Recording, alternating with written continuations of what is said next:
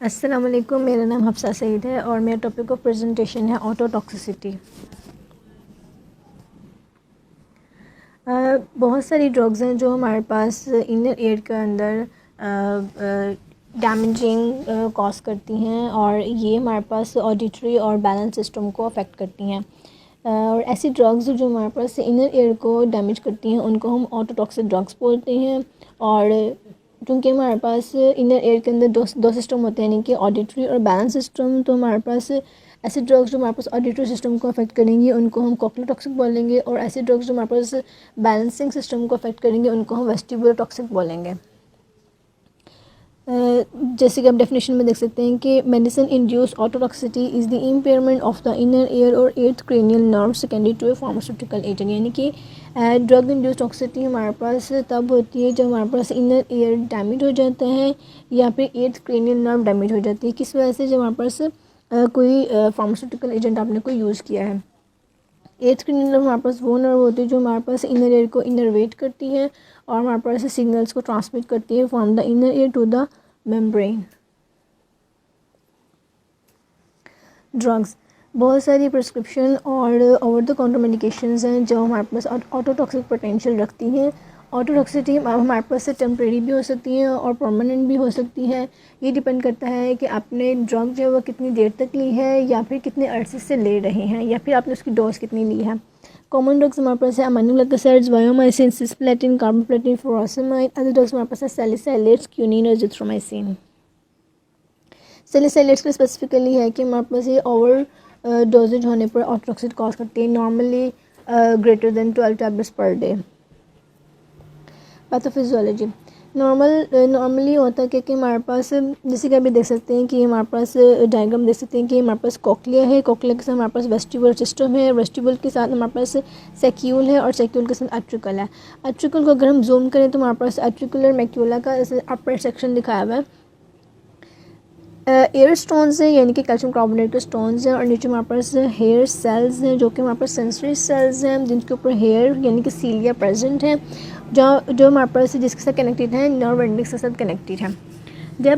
जब भी हम कोई भी साउंड जो है वो सुनेंगे या फिर हम कोई भी मूवमेंट शो करेंगे तो हमारे पास जो फ्लूइड प्रेजेंट होता है वेस्टिब्यूल्स के अंदर यानी कि बैलेंसिंग ऑर्गन के अंदर, वो हमारे पास मूव करता है। उसके मूव करने से हमारे पास सीलिया भी बेंड करती हैं। सीलिया के बेंड करने की वजह से हमारे पास इलेक्ट्रिकल सिग्नल्स प्रोड्यूस होती हैं जो कि हमारे पास एट्थ क्रेनियल नर्व के थ्रू ब्रेन तक जाती हैं और फिर ब्रेन उसको प्रोसेस करता है, और इस तरह से हम हेयरिंग और बैलेंसिंग फंक्शन को मेनटेन रख पाते हैं। अमाइनोग्लिसराइड सारे के सारे ही ऑटोटॉक्सिक हैं, लेकिन इसमें से हम और ऑटोटॉक्सिक हैं, लेकिन सारे के सारे जो हैं वो और कुछ जो हैं वो वेस्टिबुलर टॉक्सिक हैं और कुछ हमारे पास कोक्लियर टॉक्सिक हैं। जेंटामाइसिन हमारे पास वेस्टिबुलर टॉक्सिक है। होता क्या है कि हमारे पास जब ब्लड के अंदर अमाइनोग्लिसराइड की कॉन्सेंट्रेशन बहुत ज़्यादा बढ़ जाएगी, एक हद से ज़्यादा, तो क्या होगा कि हमारे पास हेयर सेल्स जो हैं वो ड्रग को अपटेक करेंगे। ड्रग को अपटेक करने के बाद हमारे पास अमाइनोग्लिसराइड्स फ्री रेडिकल्स प्रोड्यूस करेंगे, और इस ऑक्सीडेटिव स्ट्रेस की वजह से हमारे पास सेल्स की डिजनरेशन स्टार्ट हो जाएगी। सेल्स की डिजनरेशन स्टार्ट होने से हमारे पास ऑडिटरी और हेयरिंग, ऑडिटरी और बैलेंसिंग सिस्टम दोनों के दोनों अफेक्ट हो जाएंगे। और ये और इस अफेक्ट का कम होने से ये होता है कि हमारे पास और मेन बात जो हमारे पास ये है कि हेयर सेल्स जो हैं वो दोबारा रीजनरेट नहीं होते हैं। ओके, सिम्टम्स में देखिए माइल्ड केसेस के अंदर आपको वर्टिगो, वॉमिटिंग, निस्टैग्मस यानी कि आई जर्किंग और हेडेक फील होगा। सीवियर केसेस के अंदर आप इवन के you will not be able to walk and you will feel oscillopsia यानी कि bouncing and the blurring of vision, inability to tolerate head movement, wide based के, difficulty walking in dark, fatigue. यानी कि इन सारी बातों से हमें पता चलता है कि आप इवन के अपना बैलेंस भी कायम नहीं रख पाएंगे, अंधेरे में चलना या फिर नॉर्मली चलना या फिर आपके हेड मूवमेंट, ये सारे के सारे फंक्शंस जो हैं वो अफेक्ट होंगे। डायग्नोसिस, हमारे पास ऑटोटॉक्सिसिटी में हमारे पास किसी पेशेंट को वेस्टिबुलर टॉक्सिसिटी है या फिर कोक्लियर टॉक्सिसिटी है या ऑटोटॉक्सिसिटी है भी कि नहीं है, तो हम क्या करेंगे, कुछ टेस्ट परफॉर्म करेंगे। इसमें हमारे पास है वैक टेस्ट यानी कि वेस्टिबुलर ऑटोरोटेशन टेस्ट है, वॉरटेक है, ENG है, शैट है, हेड शेकिंग है, auditory brain stem response test, speech discrimination test, इसके अलावा और भी बहुत से टेस्ट हमारे पास इनर ईयर प्रॉब्लम्स को स्पेसिफिकली क्वान्टिफाई और आइडेंटिफाई करते हैं। इन सारे टेस्ट का मेन मकसद ये होता है कि आप पेशेंट के जो है वो कंडीशंस को चेक करते हैं, वो इन्वायरमेंट प्रोवाइड करके कि क्या वो उनके फैक्टर्स जो हैं ट्रिगर होते हैं कि नहीं होते, जो कि हमारे पास पैन सिस्टम को कंट्रोल करते हैं। लैब मॉनिटरिंग में हमारे पास है सीरम ब्लड लेवल्स और monitor renal status. Blood levels क्यों मॉनिटर करने हैं? क्योंकि हमारे पास ऑटोटॉक्सिसिटी कब हो रही है? जब हमारे पास एक हद से ज़्यादा ड्रग की कंसंट्रेशन ब्लड के अंदर बढ़ रही है। तो अगर हमारे पास अमाइनोग्लाइकोसाइड्स या कोई भी ड्रग की कंसंट्रेशन एक हद से ज़्यादा बढ़ जाएगी तो फिर वो एब्जॉर्ब हो जाएगी हेयर सेल्स के अंदर, जिसकी वजह से क्या होगा, हमारे पास फिर टॉक्सिक इफेक्ट्स जो हमारे पास प्रोड्यूस होंगे। इसलिए हमने ब्लड लेवल्स को लाजमी मॉनिटर करना है और रीनल स्टेटस को भी मॉनिटर करना है, क्योंकि अगर रीनल स्टेटस जो है वो पेशेंट का इम्पेयर होगा तो ड्रग जो है वो प्रॉपरली एलिमिनेट नहीं होगी। जब एलिमिनेट नहीं होगी तो फिर से अगेन डिफ्यूज़ बैक कर जाएगी और इससे क्या होगा, फिर से हमारे पास टॉक्सिक इफेक्ट्स आएंगे। इसलिए दोनों पॉइंट्स को मॉनिटर करना बहुत ही इंपॉर्टेंट है। रिस्क फैक्टर्स में हमारे पास है कि आप लाउड नॉइज़ को एक्सपोजर, डिहाइड्रेशन, या फिर आपने दो ऐसी मेडिसिन दे दी जो दोनों की दोनों ऑटोटॉक्सिक पोटेंशियल रखती हैं, यानी कि पेशेंट को ऑटोटॉक्सिसिटी नहीं है, लेकिन जो आपने मेडिसिन ऐसी दे दी जो कि दोनों के दोनों ईयर को डैमेज कर सकती हैं। अगर आपने इनको एडमिनिस्ट्रेशन करनी है तो फिर आपके पास ये एक बहुत ही बड़ा रिस्क फैक्टर है ऑटोटॉक्सिसिटी का। पिक्चर में आप देख सकते हैं कि जैसे जैसे आप साउंड वेव्स अंदर एंटर हो रही हैं तो पहले तो सेल्स रिस्पॉन्स करते हैं, इनके बेंड होते हैं, फिर आहिस्ता आहिस्ता बेंड करते करते बिल्कुल इनकी बेंडिंग ख़त्म हो जाती है कि वो ब्लैकिश का मतलब है कि वो डिजेनरेट होना शुरू हो जाते हैं, यानी कि वो डेड हो जाते हैं। तो इसलिए exposure to the loud noise will damage your hair cells in the inner ear. Treatment हमारे पास फिज़िकल थेरेपी बहुत ही अच्छा ट्रीटमेंट है इसका वेस्टिबुलर सिस्टम के डिसऑर्डर्स के लिए, जो कि इसमें क्या होता है कि आप पेशेंट के ब्रेन को जो है वो ट्रेन करते हैं कि वो अपनी एयर के अलावा दूसरी सेंसेस को इस्तेमाल करके अपने बैलेंस को अगेन रिकवर करें, यानी कि आइज़ या फिर sensation felt by the soles of the feet, ankles, knees, hips etcetera. इसके अलावा आप ऐसे एक्सरसाइजेज पेशेंट को बताते हैं जिसकी वजह से क्या होता है कि उसके मसल्स की स्ट्रेंथनिंग होती है और वो अपने बैलेंस को कायम रखने में जो है वो बहुत ज़्यादा हेल्पफुल साबित होती हैं। इसके अलावा आपको क्या करना होता है कि सन से प्रोटेक्शन के लिए सन ग्लासेस और विंड से प्रोटेक्शन के लिए आपको आई प्रोटेक्शन का जो है वो बहुत ज़्यादा ख्याल रखना होता है, क्योंकि निस्टैग्मस से आई ड्रेकिंग वगैरह तो इसमें वीएन का बहुत ज़्यादा जो है वो डैमेज होने का ख़तरा होता है। इसके अलावा आपने ऐसे क्लॉथ्स की जो है वो वेयरिंग पेशेंट को जो है वो करने से मना करनी है जो कि हमारे पास लेग्स और फीट के अंदर ब्लड की सर्कुलेशन को रिस्ट्रिक्ट करें।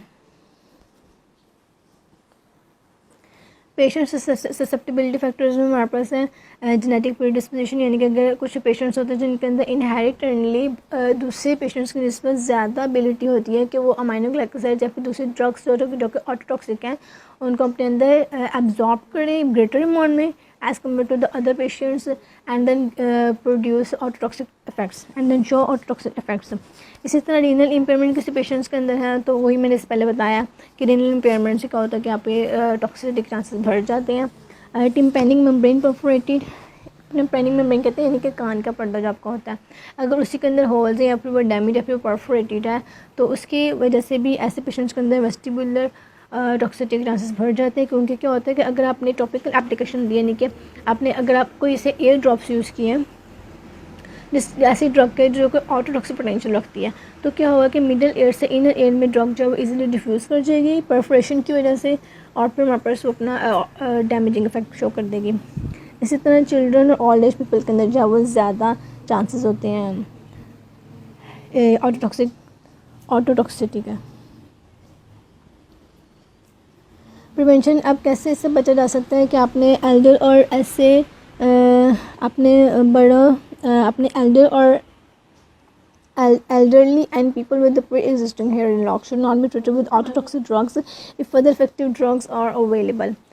अगर आपके पास ऐसी ड्रग्स अवेलेबल हैं जो कि अच्छा इफेक्ट प्रोड्यूस करती हैं बनिस्बत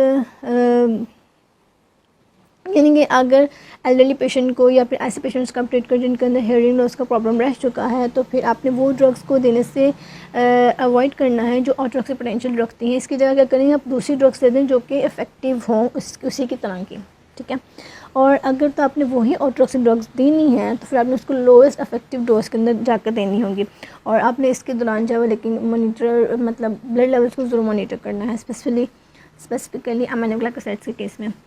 और अगर ऑटोटॉक्सिक ड्रग के साथ ट्रीटमेंट शुरू करने से पहले अगर हो सके तो आप हेयरिंग टेस्ट ज़रूर परफॉर्म करवा दें, ताकि पता चल सके कि पहले क्या हेयरिंग रिस्पॉन्स है पेशेंट का और ड्यूरिंग द ट्रीटमेंट क्या रिस्पॉन्स है, कहीं कोई हेयरिंग डैमेज वगैरह तो नहीं हो गई है, हेयरिंग सेंसेशन जो है वो रिड्यूस तो नहीं हो गई। इसके अलावा प्रेगनेंसी के अंदर जो है वो ऑटोटॉक्सिक एंटीबायोटिक्स जो है वो मोस्टली अवॉइड करती हैं, क्योंकि ये फीटल लैब्रिंथ यानी कि वेस्टिबुलर सिस्टम को डैमेज करती है। And these are the references. Thank you so much. Assalamu alaikum. My name is Isha and my topic of presentation is fever. Introduction.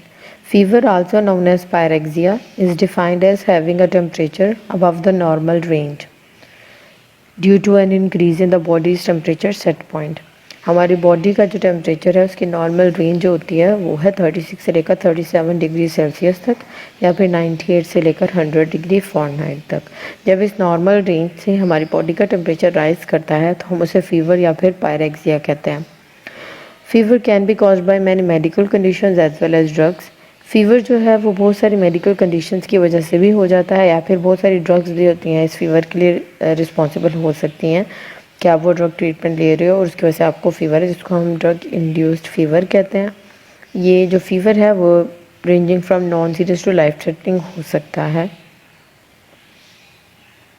Drugs most commonly जो drugs हैं जो इनका treatment जब patient ले रहा होता है तो वो फीवर कॉज करती हैं। उनमें से मोस्ट कॉमनली जो ड्रग्स हैं वो पेनिसिलिन है, सेफेलोस्पोरिन है और एंटी ट्यूबरकुलोसिस ड्रग्स हैं।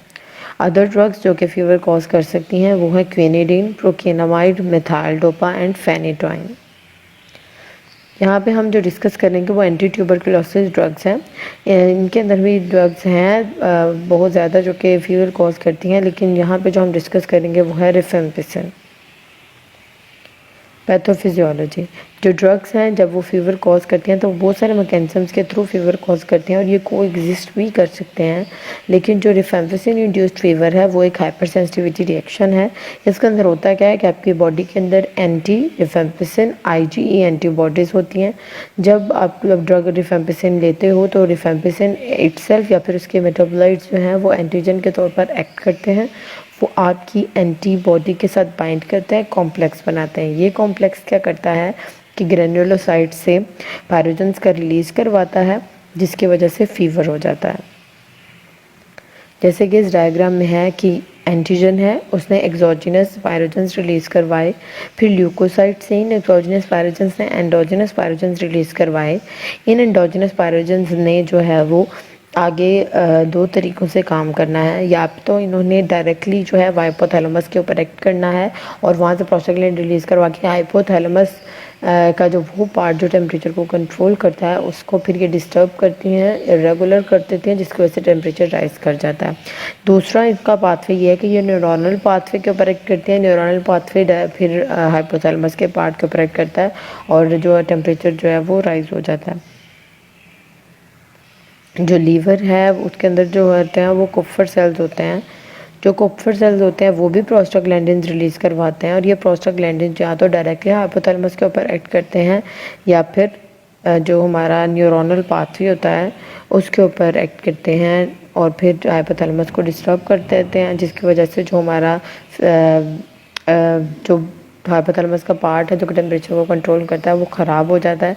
इसके अंदर आ जाते हैं vasoconstriction, shivering, behavioural changes, metabolism. सबसे पहले ये होती हैं और उसके बाद जो है वो फीवर कॉज हो जाता है। Sign and symptoms, sign and symptoms क्या है कि टेम्परेचर जो है वो 100.4 डिग्री फ़ारेनहाइट से जो है वो ज़्यादा हो जाता है, शिवरिंग होती है, स्वेटिंग होती है, चिल्स होते हैं, मायल्जिया यानी कि मसल पेन बहुत ज़्यादा होती है, हेडेक होता है, डिहाइड्रेशन हो जाती है इस फीवर की वजह से, हार्ट रेट बहुत ज़्यादा रैपिड होता है और पाल्पिटेशंस भी होती हैं, स्किन फ्लशिंग और हॉट स्किन, रैशेस हो जाते हैं, वीकनेस बहुत ज़्यादा फील होती है, coughing and sore throat. Diagnosis या लैब मॉनिटरिंग। डायग्नोसिस के अंदर ये क्या है कि जब आप डॉक्टर के पास जाते हो तो डॉक्टर सबसे पहले आपका फिजिकल एग्जामिनेशन करता है और चेक करता है weight, pulse rate, blood pressure, respiratory rate check करता है, ऑरल टेम्परेचर चेक करता है और ब्लड टेस्ट भी परफॉर्म करता है जैसे कि सीबीसी और ईएसआर। ये क्यों परफॉर्म किए जाते हैं कि जब आप सीबीसी लेते हो आपको पता चलता है कौन से सेल्स भर रहे हैं ब्लड के, कौन से काम आ रहे हैं, आपको पता चलता है कि जो फीवर है वो ड्रग इंड्यूस्ड है या फिर किसी और इन्फेक्शन वगैरह की वजह से ये फीवर हो रहा है। रिस्क फैक्टर्स के अंदर ये है कि हिस्ट्री ऑफ हेपेटाइटिस, जिन पेशेंट्स को पहले से हेपेटाइटिस रह चुका हुआ है और मतलब हिस्ट्री में, तो उनके अंदर रिफेम्पिसिन इंड्यूस्ड फीवर के चांसेस ज़्यादा होते हैं। अब वो पेशेंट जिनकी एज 60 है या 60 से ज़्यादा है उनके अंदर भी इस फीवर के चांसेस ज़्यादा होते हैं। बच्चों के अंदर बहुत ज़्यादा होते हैं, फीमेल जेंडर के अंदर बहुत ज़्यादा होते हैं। डायबिटीज़ मेलाइटस जिन पेशेंट्स को है उनके अंदर रिफेम्पिसिन इंड्यूस्ड फीवर के चांसेस ज़्यादा होते हैं। प्रीवियसली जिन्होंने एंटी ट्यूबरकुलोसिस थेरेपी ली हुई है उनके अंदर ये ज़्यादा होगा चांसेस इस फीवर के, और हॉस्पिटलाइज पेशेंट्स के अंदर भी। ट्रीटमेंट या मैनेजमेंट। सबसे पहले जब आपको फीवर अपीयर होता है तो आप ड्रग छोड़ देते हो, थोड़ी देर के लिए थेरेपी की ड्रग जो है उनको स्टॉप कर देते हो और आप एनसिड्स लेना स्टार्ट कर देते हो जिनके अंदर आइबुप्रोफेन या फिर एस्पिरिन वगैरह आ जाती है ताकि आपका जो बॉडी का टेम्परेचर है वो नॉर्मल पे आ जाए। सेकेंडली आप बहुत ज़्यादा फ्लूइड्स इस्तेमाल करते हो ताकि जो डिहाइड्रेशन फीवर की वजह से हुई है उसको ट्रीट किया जा सके, और रेस्ट वगैरह करने का भी कहा जाता है बिकॉज आपको फटीग और वीकनेस वगैरह फील हो रही होती है। इस वजह से वो पेशेंट जिनके अंदर सिम्टम्स इतना कॉम्प्लिकेट नहीं करते और बॉडी का टेम्परेचर जब नॉर्मल पे आ जाता है तो फिर जो आपने ड्रग थेरेपी स्टॉप की हुई थी आप उसको दोबारा स्टार्ट कर लेते हो।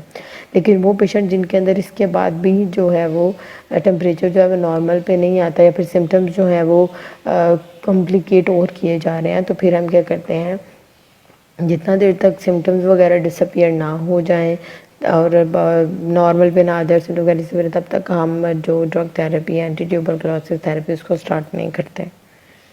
प्रिवेंशन, हम इसको प्रिवेंट कैसे कर सकते हैं कि स्किन टेस्ट परफॉर्म किए जाते हैं। जब स्किन टेस्ट परफॉर्म किए जाते हैं तो वो चेक करने के लिए किए जाते हैं कि एंटी रिफेम्पिसिन आईजी एंटीबॉडीज़ हमारी बॉडी में प्रेजेंट हैं या नहीं।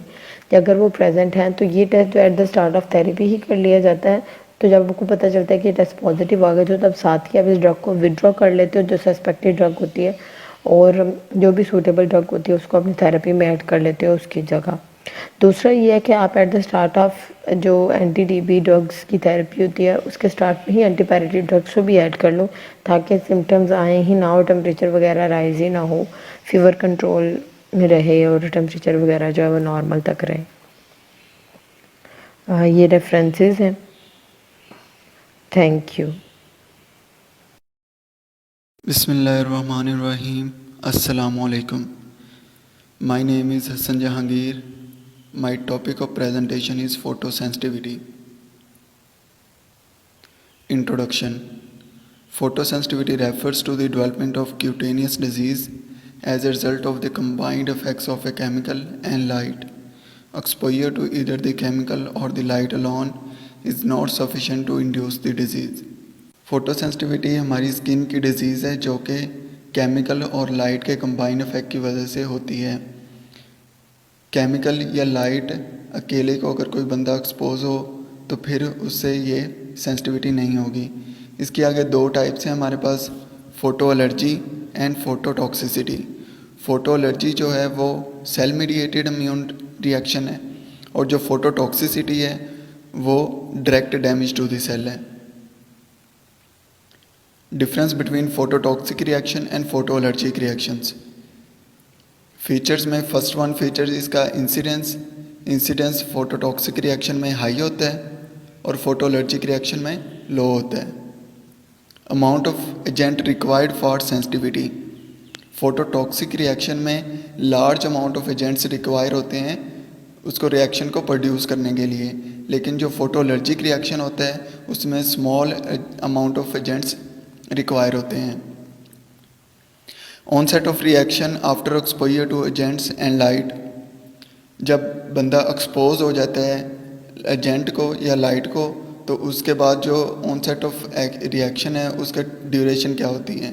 वो जो फोटोटॉक्सिक रिएक्शन है वो मिनट्स से घंटों में रिएक्शन आना शुरू हो जाते हैं, लेकिन जो फोटो एलर्जिक रिएक्शन है वो 24 to 72 आवर्स के बाद आता है।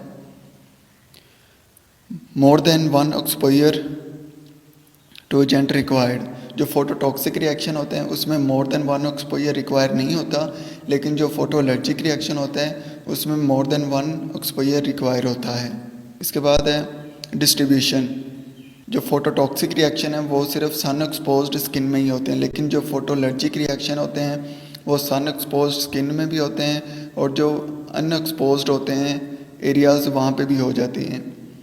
क्लिनिकल करैक्टरिस्टिक्स, फोटोटॉक्सिक रिएक्शन में क्या होता है कि एग्जैजरेटेड सनबर्न्स होती हैं, और जो फोटो एलर्जिक रिएक्शन होती हैं उसमें डर्माटाइटिस हो जाता है। इम्यूनोलॉजिकली मीडिएटेड, इम्यून सिस्टम का रोल होता है या नहीं। फोटोटॉक्सिक रिएक्शन में इम्यून सिस्टम का रोल नहीं होता, लेकिन जो फोटो एलर्जिक रिएक्शन होते हैं उसमें इम्यून सिस्टम का रोल होता है और ये टाइप 4 हाइपर सेंसिटिविटी में आता है। Drugs causing photo sensitivity, most common drugs में हमारे पास tetracycline, sulfonamides, naproxen, celecoxib and furosemide, और अदर ड्रग्स में salicylates, five fluorouracil, oxybenzone. Pathophysiology, celecoxib induced photo allergy, celecoxib हमारे पास पेन किलर है जो कि फोटो एलर्जी कॉज करती है। Photo allergic reactions are cell mediated immune responses in which the antigen is a light activated drug. Photo allergic reaction पहले भी मैंने आपको बताया कि ये सेल मीडिएटेड इम्यून रेस्पॉन्सेज होते हैं जिनमें जो एंटीजन होती है वो लाइट एक्टिवेटेड ड्रग होती है। जो ड्रग हम लेते हैं उसको लाइट एक्टिवेट करती है और वो एंटीजन बन जाती है, जिसके बाद सेल मीडिएटेड इम्यून रेस्पॉन्स शुरू हो जाता है। Photo activation results in the development of a metabolite that can bind to protein carriers in the skin to form a complete antigen. नीचे इसका मैकेनिज्म लिखा हुआ है कि वो एंटीजन कैसे बनती है। सबसे पहले जो ड्रग लेता है पेशेंट उसमें लाइट जो है उसे एक्टिवेट कर देती है, जिसके नतीजे में क्या है कि वो एक मेटाबोलाइट बन जाता है। वो मेटाबोलाइट प्रोटीन कैरियर्स के साथ बाइंड करता है स्किन में और उसके बाद कंप्लीट एंटीजन बन जाती है। अब वो एंटीजन जो है हमारी बॉडी उसे फ़ौरन बॉडी कंसीडर करती है और उसे जो लैंगरहैंस सेल्स या एंटीजन प्रेजेंटिंग सेल्स होते हैं वो उसे लेके जाते हैं लिम्फ नोड्स की तरफ। लिम्फ नोड्स में क्या है कि टी लिम्फोसाइट्स होते हैं, उनके ऊपर स्पेसिफिक रिसेप्टर्स होते हैं, एंटीजन स्पेसिफिक रिसेप्टर्स, और वो उसके ऊपर जाके बाइंड हो जाती हैं, जिसके नतीजे में क्या होता है कि जो टी सेल्स होते हैं वो एक्टिवेट हो जाते हैं और प्रोलिफरेट करते हैं, और वो फोटो एलर्जन की डेपोजिशन जहाँ पे होती है वहाँ पे फिर वो आते हैं टी सेल्स और इन्फ्लेमेशन करना शुरू कर देते हैं। In the skin, the T cells orchestrate an inflammatory response that usually has a schematous morphology if the photoallergen is applied topically. T cells जो होते हैं वो इन्फ्लेमेशन कॉज करते हैं जब जिसकी जो मॉर्फोलॉजी होती है वो क्या होती है कि एस्केमेटिक, मतलब रैशेस हमारे जिस्म पे बनते हैं अगर हम टॉपिकली कोई ड्रग अप्लाई करते हैं। लेकिन अगर हम सिस्टेमिकली कोई ड्रग लेंगे तो उसके नतीजे में जो हमारे पास फोटो एलर्जी होगी वो ड्रग एरप्शंस हो जाएगी, स्किन हमारी फट जाएगी और रफ स्किन हो जाएगी हमारी। ये स्कीमेटिक डायग्राम है जो कि शो कर रही है कि फोटो एलर्जन सबसे पहले है उसको लाइट ने एक्टिवेट किया और वो एक्साइटेड स्टेट में चला गया और उससे मेटाबोलाइट बना। जो मेटाबोलाइट है उसके बाद प्रोटीन बाइंडिंग हुई, प्रोटीन बाइंडिंग के बाद वो एंटीजन बन गया। एंटीजन फिर वो लैंगरहैंस सेल्स या डेंड्रिटिक सेल्स उसे लेके गए टी लिम्फोसाइट्स की तरफ। टी लिम्फोसाइट्स वहाँ पे एक्टिवेट हुए और वो प्रोलिफरेट हुए और इन्फ्लेमेशन हो गई। Signs and symptoms: itching, redness, swelling, eruptions in the involved areas. Diagnosis: सबसे पहले तो हमारे पास जो अगर कोई पेशेंट आता है तो उसकी हम हिस्ट्री लेंगे कि उसे हिस्ट्री का लेने का मकसद ये है कि वो हमें पता चल जाएगा कि किस चीज़ की वजह से उसे फ़ोटो सेंसिटिविटी हो रही है। उसके बाद एग्जामिनेशन उसका करेंगे and review of the medications. जो भी उसने मेडिकेशन ली हैं उनको रिव्यू करेंगे, कौन कौन सी वो मेडिकेशन लेता रहा है और किस मेडिकेशन के अगेंस्ट उसे फ़ोटो सेंसिटिविटी हुई है। फिर एंड में क्या देखेंगे, duration of exposure to the sun, और वो एक्सपोज कितना होता है सूरज में। Medication starting date and how long the symptoms persisted should be asked. उसके बाद उससे पूछेंगे कि वो उसने मेडिकेशन कब से शुरू की और मेडिकेशन लेने के बाद जो उसे फ़ोटो सेंसिटिविटी होती है वो उसके सिम्टम्स जो हैं वो कितनी देर तक रहती हैं। एंड में हमारे पास photo patch test. Photo patch test में क्या होता है कि जो ड्रग हमें डाउट होता है कि वो फ़ोटो सेंसिटिविटी कॉज करेगी, उसका हम पैच बॉडी पे लगा देते हैं। ज़्यादातर हम बैक पे लगाते हैं, जैसे ये पिक्चर में दिखाया गया है। तो बैक पे हम लगा देते हैं और 24 to 72 आवर्स के बाद हम देखते हैं कि फ़ोटो सेंसिटिविटी उसे हुई है या नहीं, रैशेज़ वगैरह हुए हैं या नहीं। ट्रीटमेंट, जो फ़ोटो सेंसिटिविटी का ट्रीटमेंट होता है उसमें हमारा मकसद यही होता है कि जो फ़ोटो सेंसिटिविटी हुई है उससे मज़ीद आगे कोई कॉम्प्लिकेशंस ना हो और उसकी जो मॉर्बिडिटी होती है उसको हमने रिड्यूस करना होता है। The goal of pharmacotherapy for drug induced photo sensitivity is to reduce morbidity and to prevent complications. इसके लिए जो हम मेडिकेशंस यूज़ करते हैं उसमें कॉर्टिकोस्टेरॉइड्स हैं जो कि एंटी इन्फ्लेमेटरी होते हैं। कॉर्टिकोस्टेरॉइड्स में हमारे पास क्लोबिटासोल, बीटामेथासोन, हाइड्रोकोर्टिसोल एंड डेसोनाइड। लास्ट में हमारे पास आता है प्रिवेंशन। प्रिवेंशन में क्या करना है कि recognising and discontinuing the photo sensitising drug is the important step. हमारे पास क्या है कि सबसे पहले हम देखेंगे कि जो ड्रग हमारे फोटो सेंसिटिविटी कर रही है उसे हम रिकॉग्नाइज करेंगे उस और डिसकंटिन्यू कर देंगे। Use of sunscreens and avoidance of prolonged exposure to the sun. Sunscreen का इस्तेमाल करेंगे और ज़्यादा धूप में जाने से गुरेज करेंगे। Keeping the area of skin eruptions moist and applying wet dressing may help relieve symptoms. जहाँ पे भी हमारे स्किन eruptions हुई हैं, हमारी जो स्किन है वो फट गई है, जल्द फट गई है, तो वहाँ पे हम क्या करेंगे, उसे मॉइस्ट रखेंगे और उसके ऊपर वेट ड्रेसिंग अप्लाई करेंगे ताकि सिम्टम्स रिलीफ आ सके, सिम्टम से रिलीफ आ सके। रेफरेंसेस: Medscape, NCBI, Healthline, Wikipedia. Thank you.